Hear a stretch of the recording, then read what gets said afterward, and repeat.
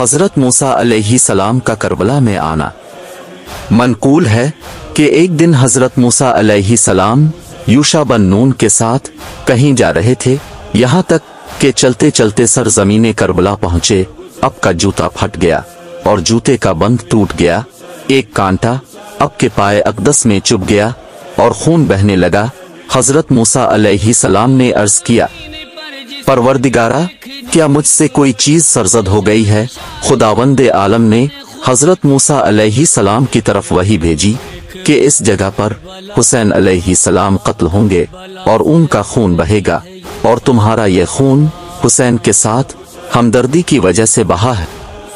حضرت موسیٰ علیہ السلام نے سوال کیا، خداوندہ، حسین کون ہے؟ جواب ملا، حسین علیہ السلام محمد مصطفیٰ صلی اللہ علیہ وآلہ وسلم کے نواسے اور علی علیہ السلام کے بیٹے ہیں۔ اپنے پھر سوال کیا، ان کا قاتل کون ہے؟ جواب ملا، ان کا قاتل وہ شخص ہے کہ جس پر تمام دریاؤں کی مچھلیاں، بیابانوں کے حیوان اور ہوا میں اڑنے والے پرندے لعنت کرتے ہیں۔ پس حضرت موسیٰ علیہ السلام نے دعا کے لیے ہاتھ بلند کیے اور یزید پر لعنت بھیجی، اور یوشع بن نون نے بھی آمین کہا۔ اس کے بعد آپ وہاں سے چل دیے۔